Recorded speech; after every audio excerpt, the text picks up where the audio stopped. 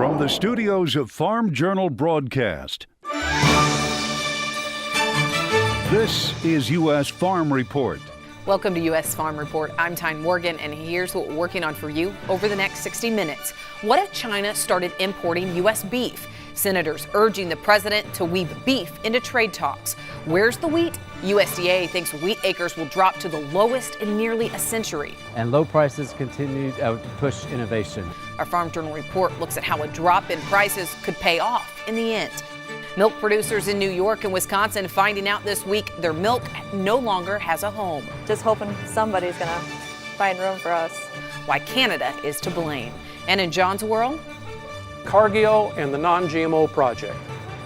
U.S. Farm Report, brought to you by the dependable, long-lasting Chevy Silverado.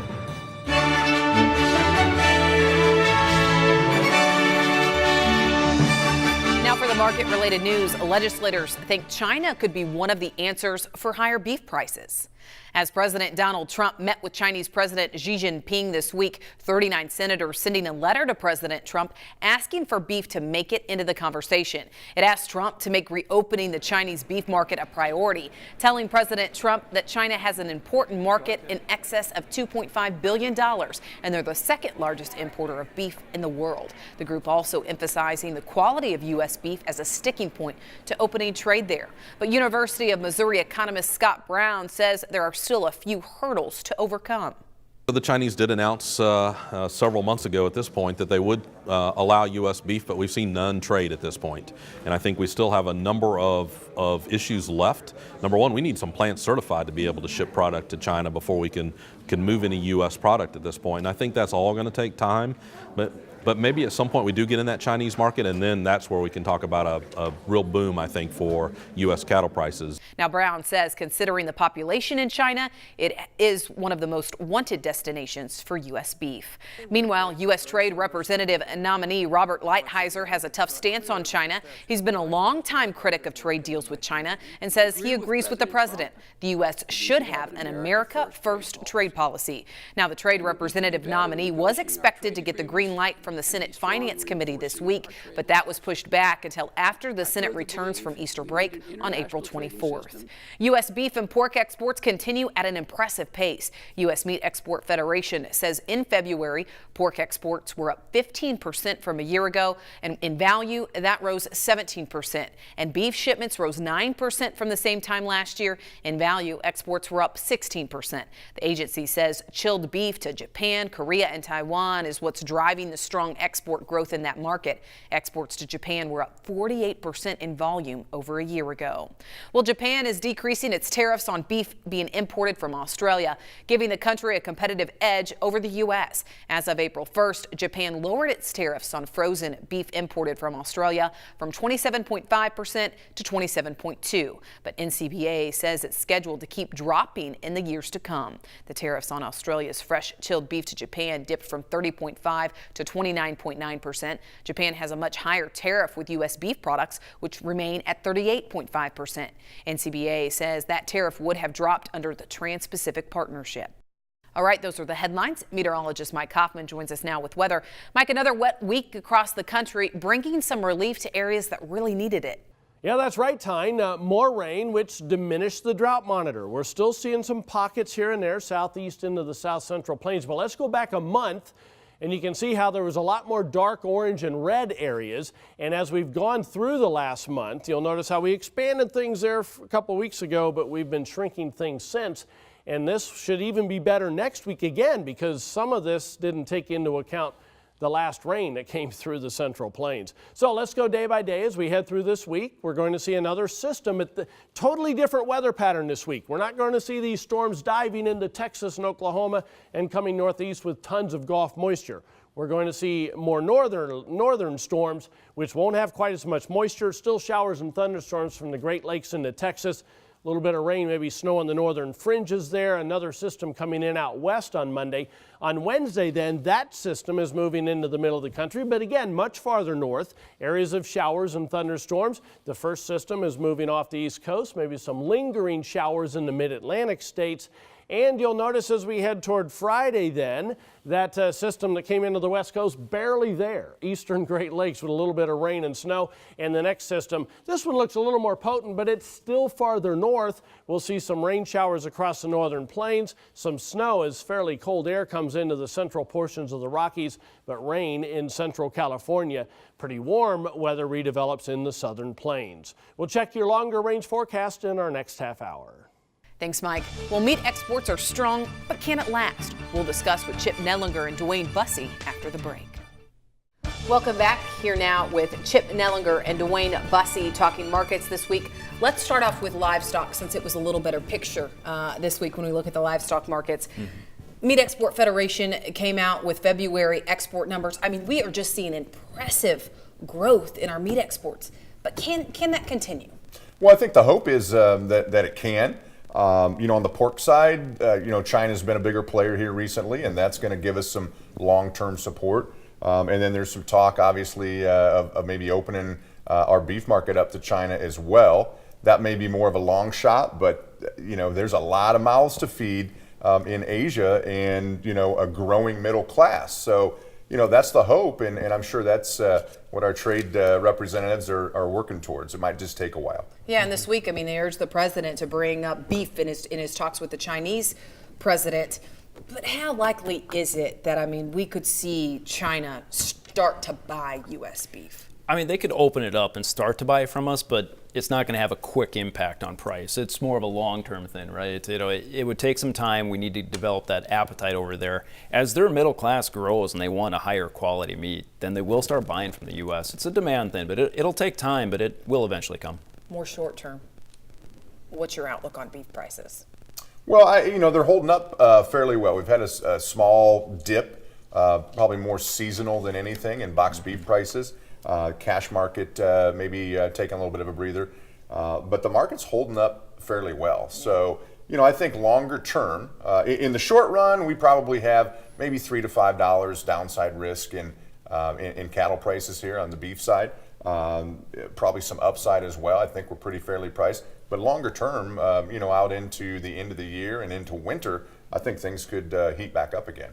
And Packer action, how is that impacting our cash cattle market? Well, going right on with what Chip said there, yeah, the Packer action lately kind of makes me nervous because what they've been doing last month is they bought a bunch of cattle and contracted cattle out for April. And now we're in April and they're buying a bunch of cattle supposedly out for May. I'm just a little bit worried as show lists start to increase here. They could have all the cards in this poker game basically and sit back and just bring in the contracted cattle, pull back as the show list gets bigger, and really kind of dive the cash market down a ways here on that seasonal tendency that we normally have. So I'm a little bit nervous in the short run like Chip is here and really like buying put options to have some protection. Looking at the hog market, seeing some mild expansion there. If that continues, do you think that pressures prices or no, because we'll have a home once these processing plants come online? Yeah, I think that's going to be the tug of war as we go forward. We mentioned earlier about the strong demand side of that. We're seeing some expansion. I think some of that's built into prices here. We've had a break from the highs here over the last month or so. So I think that there's probably some short run downside risk still left in hog prices. But longer term, it just seems like this demand is solid and growing and swallowing up any of the expansion that we've seen over the last couple of years. So I think longer term, that's a good thing. And again, like the beef side, on the pork side, I think as you get out into summer, things look very good again and more from a seasonal perspective, right, like we always see. Yeah, heading into that demand season. Well, Dwayne, now for a week, the market's had time to really digest the prospective plantings report and take in these USDA numbers. Mm-hmm. How much stock do you put into those initial numbers that USDA released last week? Well, they're out there, and I think we need to trade them. Surprisingly, we do change those acres usually about 1.5 million maybe from corn and soybeans to the June actual report. But it's all about spring weather yet, and obviously some prices in the spring, so they can still change. But no, you got to trade those numbers right now. But personally myself, if the weather's good, I could see corn acres up just a little bit more than that, and possibly soybean acres down, and that goes against kind of what I'm hearing out there, but I just think, gosh, those soybean acres are really high already. There's possibly some people that are going to back off the soybean acres now. Yeah, but we are having this wet weather, and Jim, we were talking off camera, and you said usually the market expects corn acres to grow. Do you think that happens this year? Well, I'm not so sure it does. I think for a couple reasons. One might be weather. Central Illinois, parts of eastern Iowa, Missouri, over the last week had 4 to 5 inches of rain. So it's very saturated right now. Yeah. More rain in the extended forecast is the problem. So there's probably not going to be a lot of field work or planning done in April unless it really turns off and we miss that rain next week. In talking to producers, though, over the last 2 or 3 weeks, I'm not so sure that it's going to be like it always is, or that the market always expects that small increase in corn acres and a decrease in bean acres. Number one, price wouldn't do that. We haven't had a huge rally to entice farmers to switch back. And I think that financially, balance sheets, that the banker's going to have a say in this as well, and that might be driving some of the decision for more bean acres. So I think that it sets up an interesting thing for the June 30th report on acres. I could see that corn number shrinking a little bit and beans growing just a little bit. I might be in the outlier in that thought process, though. Well, we need to dive into that. So we're going to take a short break, but we'll talk more about that when we come back on U.S. Farm Report.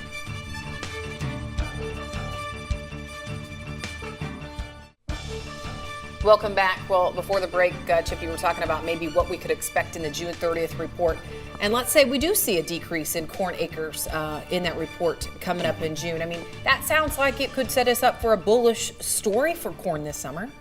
Well, I sure think so. I mean, if you drop those acres down a little bit more and then you add a weather scare in this year, anything could still happen. And remember, too, the funds are short the corn market now. They're not long, which is really odd for this time of year. You start to get a weather scare, and then they've got, say, 120, 140,000 contracts to get out of shorts before they even get long. Leaves the keg, the powder in that keg, very dry and very explosive. To me, you could have a heck of a rally, especially if you start talking a lower yield, which we're getting way too complacent with these big yields, aren't we? I mean, we just assume it every single year now, and it's starting to really bother me. That was my next question, because, I mean, we keep saying we can't have another year of record yields. We can't have another year of record yields. But, I mean, farmers proving us wrong, right? I mean, we continue to produce record yields. So do we bank on that, or kind of what does the market think? No, I don't think you can bank on it. It could happen for sure. Be the first time in history that it has back to back to back huge crops like that. So there's always that 1 year that you break the cycle and have the first ever. But I don't think you can bank on it. As Dwayne said, by that June 30th report, we're going to know what summer weather's like and what pollination is shaping up to be like. And so if there's any hint of any problems with hot, dry weather shaping up, or any issues with production with lower acres, that could be very explosive, because we're also using a record amount of corn. So it's going to be a fine line in here. If that acreage report in June is a little bit lower, I think it only goes to add bullishness, but we should know more of the story, maybe not all the story, as far as the weather goes by that June 30th report. And, there's not much risk premium built into corn prices right now. No. The funds are short, as Dwayne mentioned. There's a potential powder keg out there if we have any problems or a production scare. But even before that weather happens, we've got to get through planting. And right now we're wet. We talked about that, right? And the market, I mean, we know that the farmer can plant a crop in a very short window. Mm-hmm. But when do you think that this delayed planting, when do you think that could possibly show up in the markets?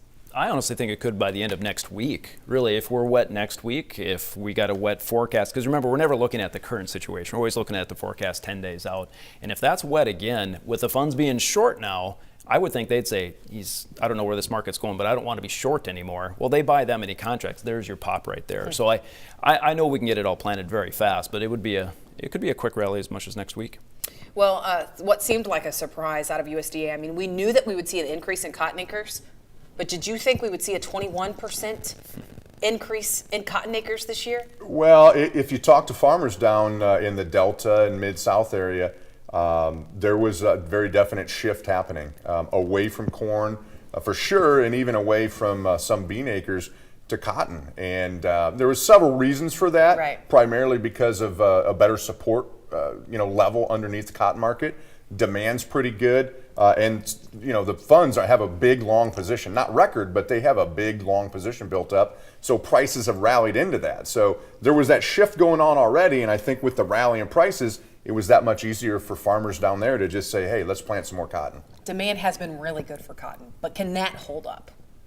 Well, that's the hope, and that's always the wild card. As you look at compare a cotton market here domestically to corn and beans. It's very small. And in the world picture, though, it's minute. So it all comes down to China.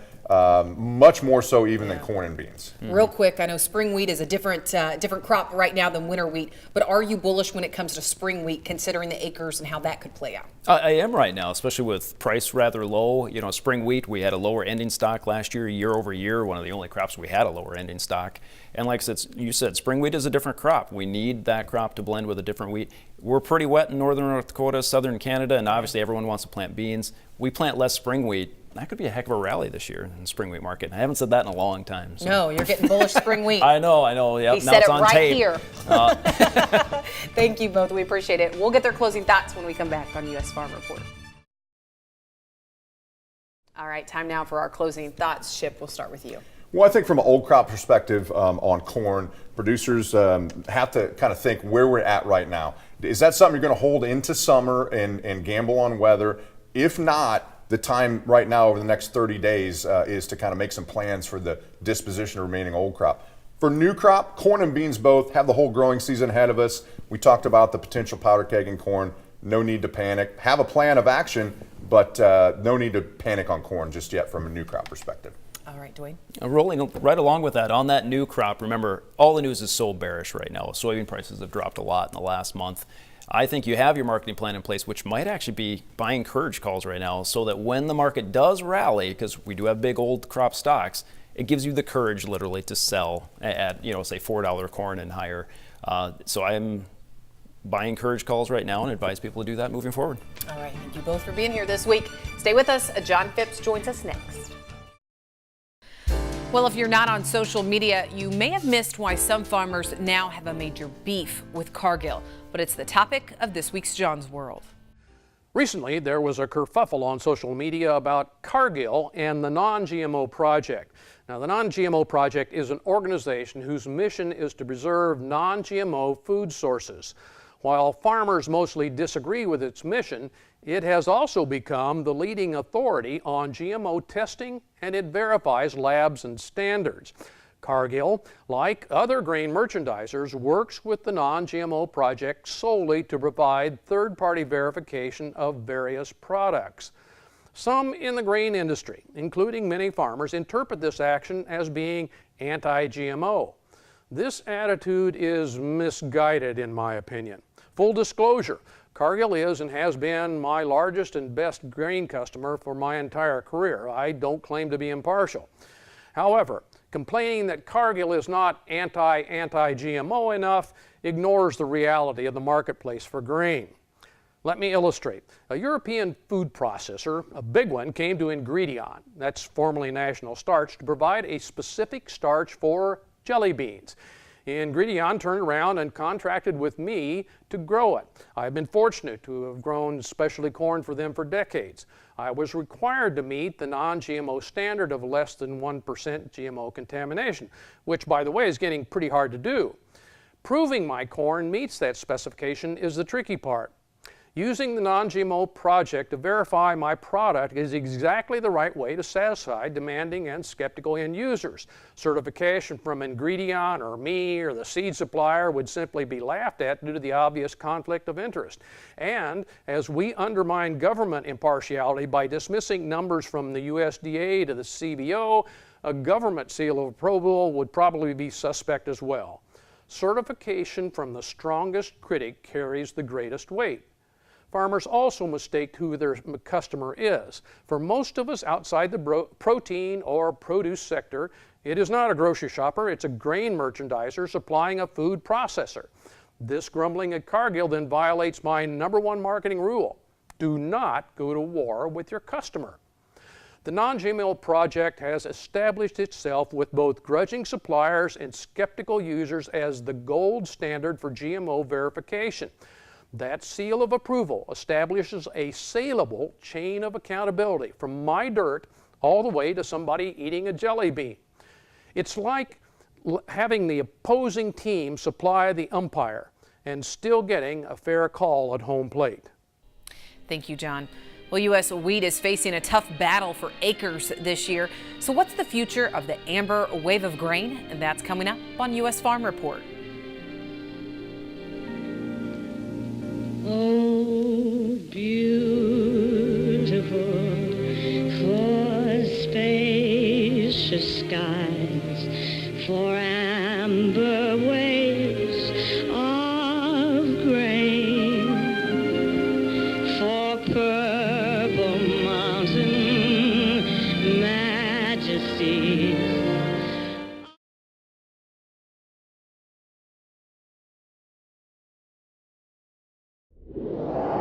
From the studios of Farm Journal Broadcast, this is U.S. Farm Report. Welcome back to U.S. Farm Report. We have much more ahead this weekend. Dairy producers receive a 30-day notice. We'll tell you who's impacted and the dilemma they're dealing with today. With the lowest wheat acres in nearly 100 years, where's the wheat going? That's our Farm Journal report. And it took a sticker game to stump John. That's customer support. And Helping Hands in the Plains are helping farmers and ranchers rebuild.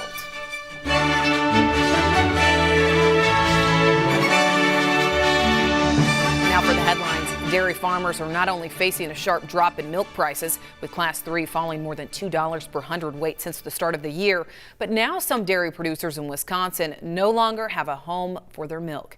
At least 75 dairy farmers receiving a letter this week saying their processor no longer needs their milk. Nick Buffo from our Wisconsin affiliate WKOW has the story. It's feeding time at TNR Dairy Farms. Mandy Pyrick spends the day prepping her cows for milking time. Their milk will then be sent off to Grassland Dairy in Greenwood. We've been producing milk, shipping it to them every day. But on Monday, the Pyricks received a letter from Grassland Dairy, notifying them that they would no longer accept their milk supply. It was kind of disheartening finding out that 30 days we had to find somewhere else to take our milk, or otherwise we might be done. In the letter, Grassland claims new regulations from Canada close their trade route to Canadian customers, saying in part, Grassland is now forced to cut back on our milk intake volumes on a very short notice. With nowhere to send their milk, Pyrick has spent the last day calling producers, hoping they'll pick up. It's hard when everyone's saying no and there's an oversupply of milk in there. It's just hoping somebody's gonna find room for us. Thanks, Nick. Well, it's also New York producers left with no home for their milk. U.S. dairy organizations urging the Trump administration to fight back against those Canadian trade policies that are shutting the door on American dairy exports. Now, the groups say the new milk pricing policy, known as Class 7, is what's causing processors to lose Canadian customers. And they say Canada is in violation of current trade deals. The groups warn that this is just the start of the fallout. If Canada continues on this path, thousands of more U.S. dairy producers will suffer. Meanwhile, moods across the rest of farm country continue to deteriorate. Purdue University and the CME Group are out with their monthly ag barometer. The economic index slipped for the second straight month and now comes in at 124. And even though this is the second consecutive monthly decline, the index still remains higher than levels dating back to October 2015. Purdue researchers say the barometer could signify the growing realization that regulatory and tax changes, if they are to take place, could take a long time to implement. I spoke to Jeff Houts with FCS Financial this week. He says loan demand is good, as is loan availability. Last year, from a crop standpoint, was a great production year in Missouri. We had record yields in soybeans, and we had some decent pricing opportunities. And for the most part, people held their own to make a little progress in a greatly reduced margin environment. So that's encouraging, and I think that's also given resolve to people to buckle down and make it through these cycles. Houts says recent rains in Missouri is helping moods among farmers with hopes of good yields again this year. ChemChina's takeover of Syngenta receiving the go-ahead from both the U.S. and EU this week, the first coming Tuesday from the Federal Trade Commission. The agency approving the $43 billion deal, but with a few requirements. FTC forcing the sale of Paraquat, abamectin, and chlorothalonil. Now, without these divestitures, the companies would own more than 80% of the abamectin market. The EU following suit on Wednesday, also approving ChemChina's quest to own Syngenta, but with similar conditions. Ag Secretary nominee Sonny Perdue finally has a date set for the full Senate confirmation, but it won't happen before the Easter break. The Senate vote is scheduled for April 24th. That's after the Senate returns from their 2-week recess. April 24th is more than 3 months after President Trump tapped Perdue as Ag Secretary on January 19th. USDA is giving ranchers who lost grazing and land to the wildfires some assistance.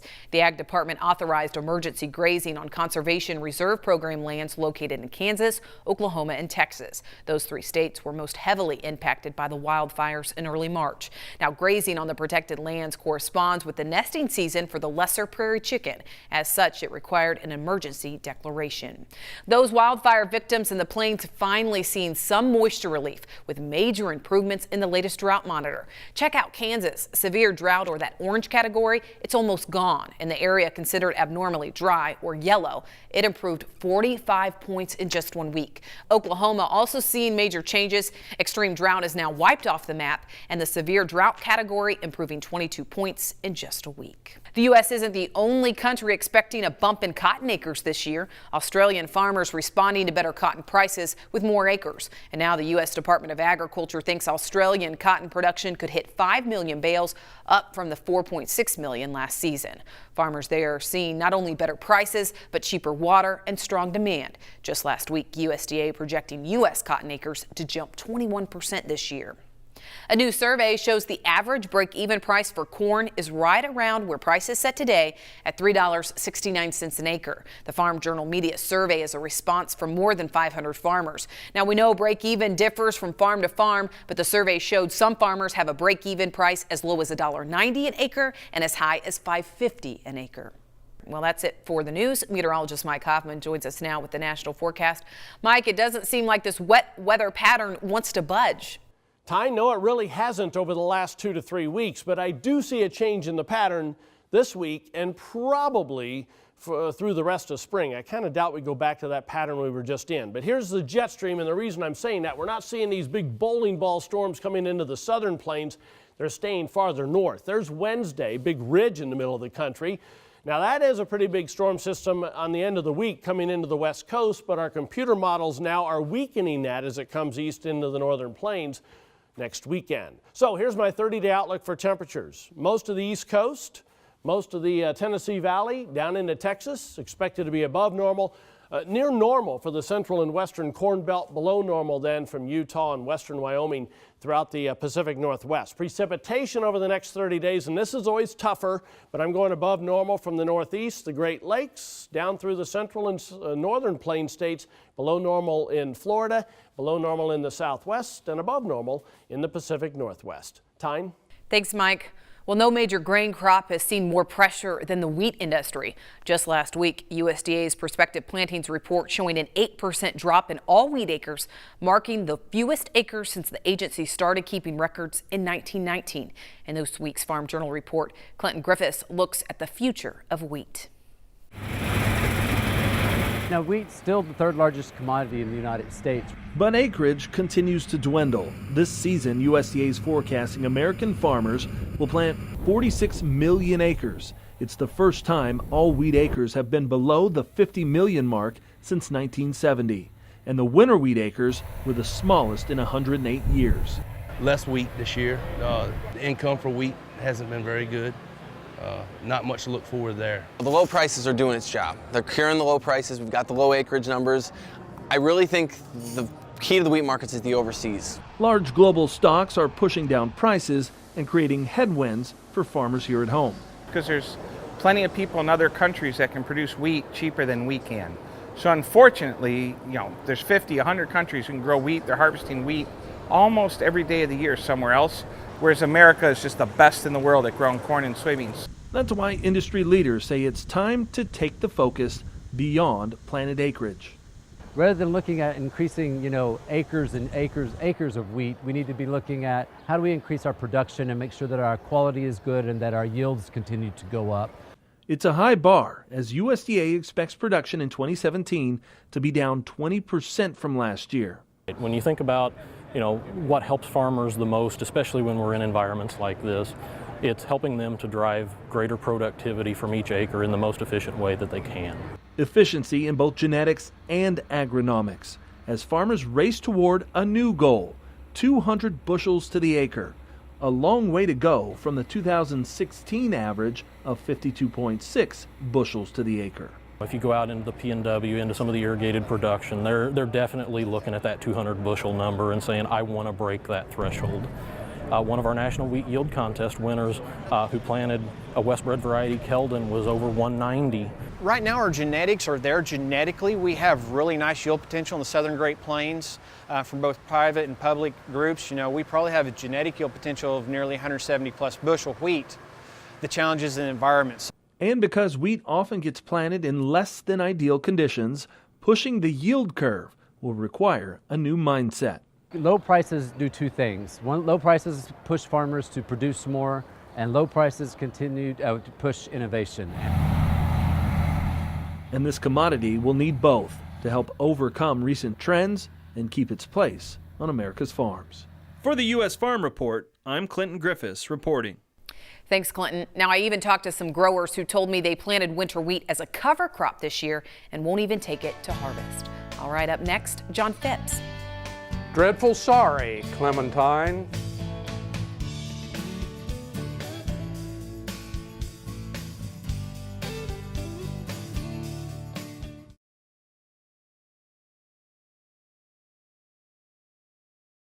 Well, John's customer support regarding clementines in Alaska set off one of the largest responses we've ever had to a commentary. So he's back with round 2 this week.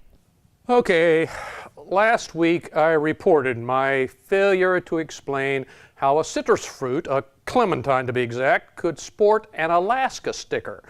After checking Alaska Ag Statistics, USDA records, and Citrus Grower Association websites, I was clueless about what was going on.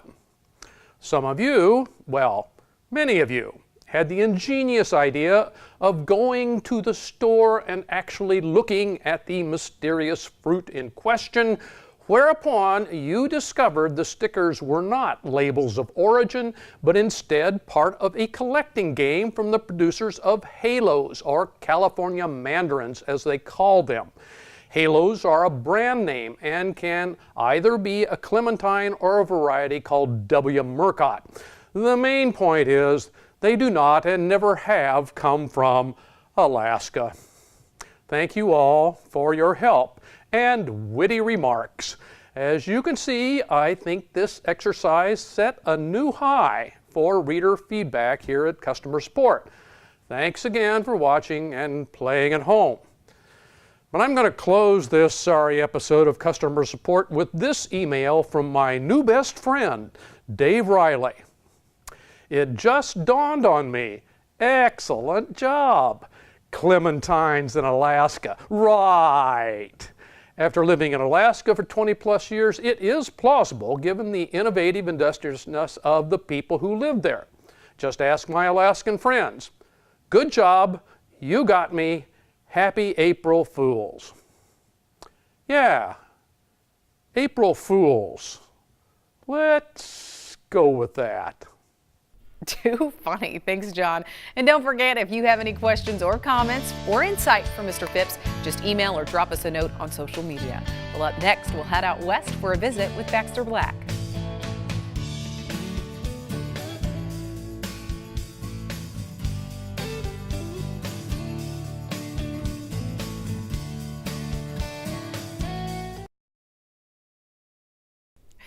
Welcome back. Well, it's time now for a little humor this weekend, and for that, we head out west to visit Baxter Black. There are some skilled people that I admire, good ropers and flat-top guitar pickers, for instance, and I've always prided myself on my ability to build a good fence.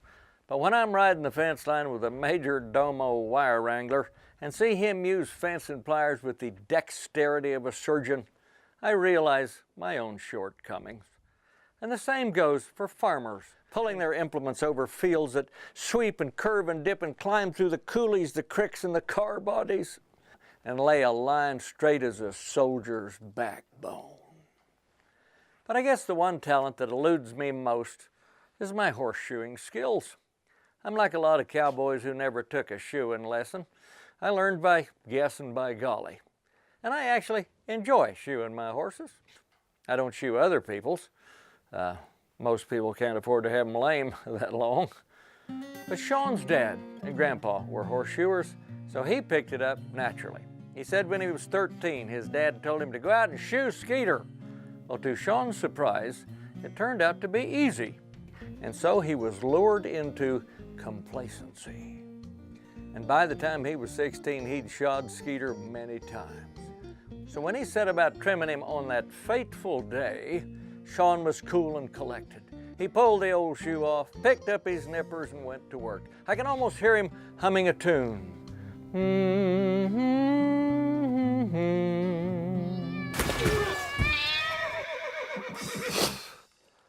When he woke up, his shoeing chaps were wrapped around his neck.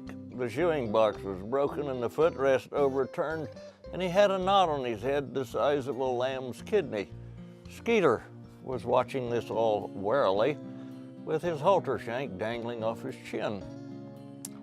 Salvo, the barn cat, was sitting on the wall licking his paw. Sean sat up and looked around. As his vision improved, he noticed Skeeter's hind quarters. 2 sets of claw marks coursed from his rump to the liftoff like the ski trails down a mountainside. Sean studied Salvo, who continued licking his paw. "Don't ask me," he mewed. "I didn't see a thing." This is Baxter Black from out there. Thanks, Baxter. And if you want to hear more of his humor, just visit BaxterBlack.com. When we come back, Tractor Tales and our Country Church Salute.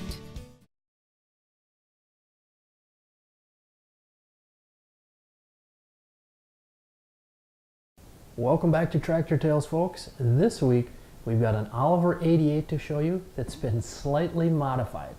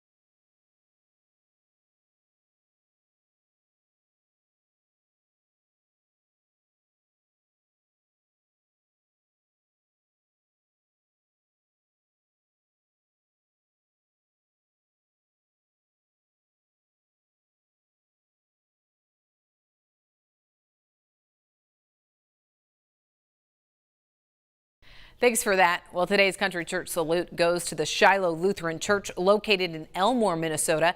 They're celebrating their 125th anniversary. The current church was built in 1965, but as you can see, the history goes back long before that. Our thanks to Marcia Milbrandt for sharing their story. And if you have a home church that you would like to share, you can do that to the address on the screen. Stay with us. We have some helping hand photos to share next.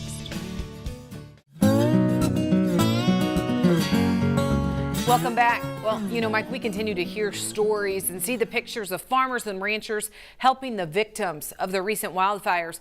Matt says this is how he spent his spring break. It's a convoy from Michigan heading to Kansas with truckloads of hay. How awesome is that? On the way, a Missouri trooper congratulated the group on what they were doing, praising them for their time and effort. That is always amazing to see, instead of going to Florida or Texas, helping out some other people. And back closer to home, Amy Joyce took her kids to Ashland for their spring break. They volunteered their time to help build fences demolished from the wildfires. Awesome. Amy told me it was such a humbling experience, but there's still a lot of work that needs to be done. She says there's so many good, hard-working people that are dealing with the aftermath. from that disaster. They were just grateful for the opportunity to reach out and help. Yeah, and don't forget, if you're still looking for a way to help, just visit agweb.com/wildfires. You can find a list there. And Mike, this week my alma mater invited me back to be professor. All right. For a day. Yeah, I'm not kidding. They actually did. Did you fail anybody? No. I went back to the University of Missouri, or some people call it Mizzou, and spoke to various classes and groups. And I learned one thing. I did not miss my calling. I mean, some of these kids It's just tough. stare at you blank, like with this blank face. And Mike, I think I'm kind of interesting. And they didn't all see it that way. It's much easier talking to second, third, and fourth Yeah, graders that's who true. just absorb everything. And it was a couple days after spring break. But Oh, it was good. That's tough. It was Yeah, good, so tough I time. appreciate the invite back. We actually did a marketing discussion that will air next weekend on the show. Well, if you have any pictures or videos you would like to send, you can do that to the address on the screen. For all of us at U.S. Farm Report, thank you so much for watching. Be sure to join us again right here next week as we work to build on our tradition. Have a great weekend, everyone.